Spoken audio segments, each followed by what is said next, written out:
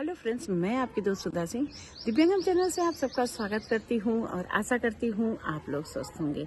तो फ्रेंड्स, आज मैं एक नई कहानी लेकर हाजिर हूँ, समझदारी। तो मैं कहानी शुरू करती हूँ कि सुचिता आंटी एक दिन पार्क में बैठी हुई थी। तभी उनके पड़ोस की एक लड़की आकर उनके बगल में बैठ जाती है और वो थोड़ा सा रुआसी टाइप की होती है, थोड़ा रो रही होती है।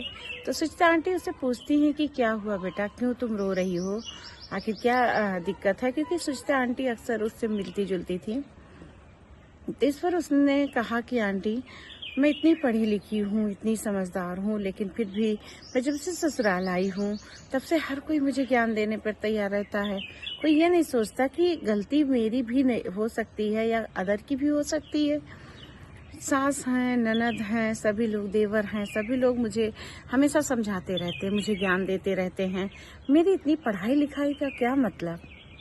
तो इस पर आंटी कहती हैं कि बेटा, आजकल तुम सही कह रही हो और कहते हैं, लेकिन मैं तुम्हें कुछ अपने तजुर्बे से बताती हूँ कि आजकल जो लड़कियाँ होती हैं, जब वो ससुराल जाती हैं, उन्हें लगता है कि सभी लोग समझदार हैं, मुझे ज्ञान देते हैं, मुझे बताते हैं। लेकिन बेटा, आजकल बच्चे जब से पढ़ने लगते हैं, उन्हें पढ़ाई के अलावा उनके माँ बाप उनसे कोई काम नहीं करते कहने को।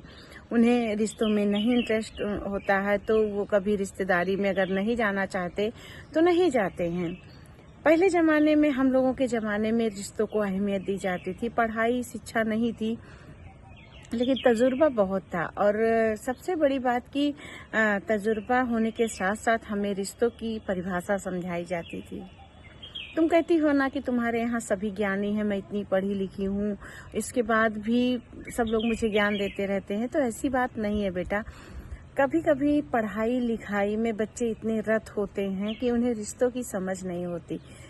हम जब ससुराल जाते हैं या जब कोई भी लड़की शादी करके आती है, तो उसे लगता है कि शादी एक एंजॉयमेंट है और शादी करने के बाद पति पत्नी घूमते फिरते हैं और कोई जिम्मेदारी नहीं होती। पर सच बताऊं बेटा कि शादी बहुत बड़ी जिम्मेदारी होती है। तुम्हें ऐसा लगता होगा कि मैं तुम्हारे विरुद्ध बात कर रही हूँ, लेकिन मैं तुम्हें सच्चाई ज़िंदगी की बता रही हूँ। अगर मैं तुम्हें गलत ज्ञान देती हूँ तो कल तुम्हारी ज़िंदगी बर्बाद हो जाएगी। और बेटा, मैं चाहती हूँ कि तुम जैसे बच्चे इस बात को समझने की पूरी कोशिश करो कि शादी विवाह कोई खेल नहीं होता है।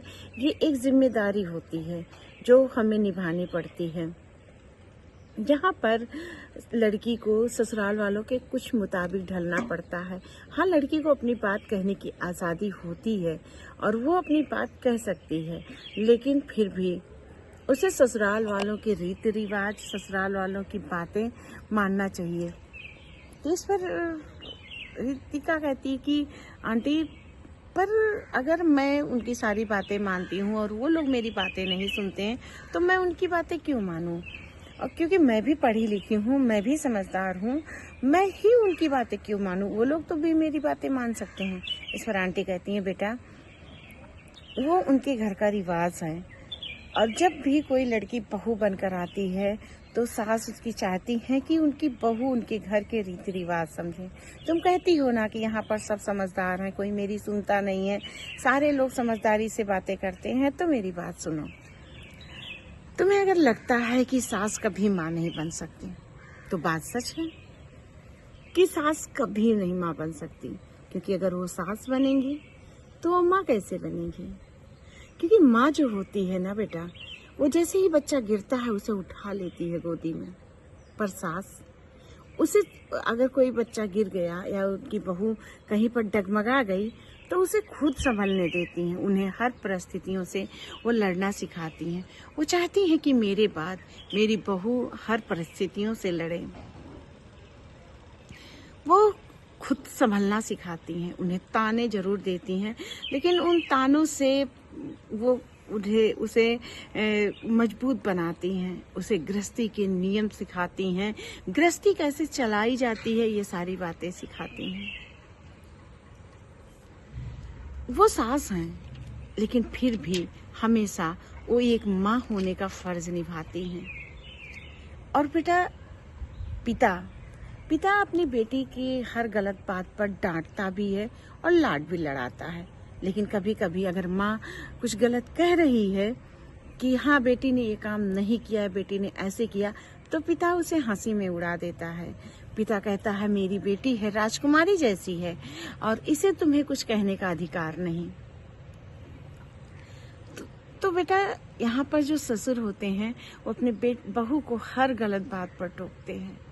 वो चाहते हैं कि उनकी बहू समाज की कुरीतियों से लड़ना सीखे। वो अपनी बहू में आने वाली पीढ़ी को देखते हैं। वो अपनी बहू की छोटी छोटी गलतियों पर रोकते टोकते हैं ताकि उनके बहू के पिता के संस्कार के ऊपर कोई उंगली ना उठा सके। और बेटा अगर नंद या देवर है घर में तो वो भी जो है तुम्हें कुछ ना कुछ सिखाते हैं। बहन जो होती है अपनी बहन की हाँ में हाँ मिलाती है, पर नंद आपको आपके घर के संस्कारों से परिचय कराती है। वो सिखाती है कि आपको कैसे छोटों से बात करना है, कैसे बड़ों से बात करना है।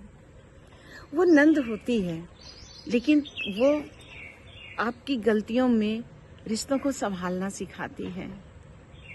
वो एक सहेली होती है। अगर आप उससे अपनी सारी बातें शेयर करते हो, सब कुछ बताते हो, तो वो आपकी हर प्रॉब्लम में आपका साथ देती है। वो आपको अपने माँ बाप के डांट से भी बचाती है और अपना वो स्थान वो आपको देकर जाती है जो कभी उसके माँ बाप के दिल में आपके लिए होता है।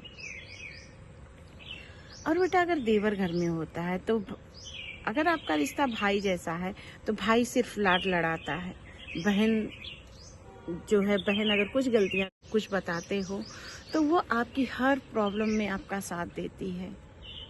वो आपको अपने माँ बाप के डांट से भी बचाती है और अपना वो स्थान वो आपको देकर जाती है जो कभी उसके माँ बाप के दिल में आपके लिए होता है। और बेटा अगर देवर घर में होता है तो अगर आपका रिश्ता भाई जैसा है तो भाई सिर्फ लाड लड़ाता है।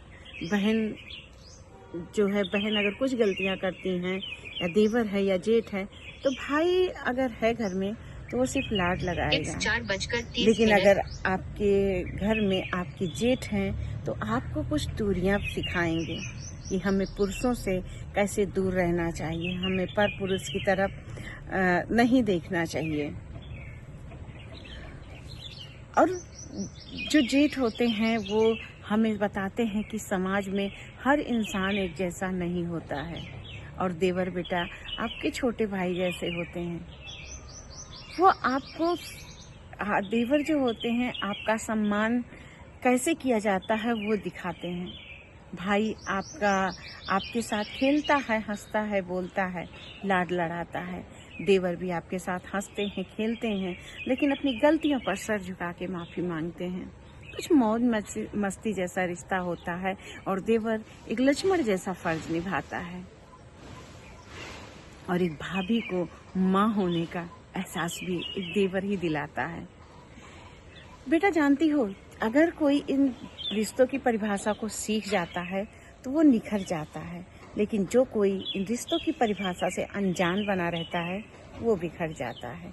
गृहस्थी चलाने के लिए रिश्तों को समझना, रिश्तों को सीखना बहुत ज़रूरी है। आंटी की बातें जो है वो बहुत ध्यान से सुन रही थी। उसे लग रहा था जैसे कोई माँ उसे समझा रही हो, जैसे कि उसकी माँ उसे रिश्तों के ताने बाने सिखा रही हो। उसने आंटी के पैर छुए और खुशी मन से अपने घर की तरफ वो चली गई। तो फ्रेंड्स, ये है रिश्तों की परिभाषा। अगर आपको पसंद आती तो please like, comment and share कीजिएगा। और सच में रिश्तों की परिभाषा ऐसे ही होती है जहाँ पर हमें लगता है कि हम रिश्तों से दूर होके हमें बहुत कुछ हासिल हो जाएगा, हम रिश्तों से दूर रहेंगे तो हमारे लिए बहुत अच्छा होगा। तो फ्रेंड्स, यहाँ पर हम गलत होते हैं, क्योंकि एक रिश्ते ही ऐसे होते हैं जो आपको हर सिचुएशन से बाहर निकालते हैं, हर चीज़ से आपको समझाते हैं। आपकी सास थोड़ी कठोर होंगी, लेकिन वो आपको चलना सिखाती हैं। आपकी ननद, आपके देवर, आपके ससुर आपको खुद से लड़ना सिखाते हैं। तो कुछ लोग इसको मजाक में भी बना लेते हैं कि हाँ मैं पहले कैसी थी अब कैसी हो गई, तो पहले कैसी थी आप अब कैसी हो गई, तो इसका ये मतलब तो बिल्कुल नहीं है कि आप घर वालों के साथ ही बदतमीजी करें या गलत व्यवहार करें। आजकल ज़्यादातर रिश्ते इसीलिए शायद टूट रहे हैं। तो फ्रेंड्स, अगर ये कहानी पसंद आती है तो please like, comment and share कीजिएगा और कहानी को ढेर सारा प्यार दीजिएगा। Other than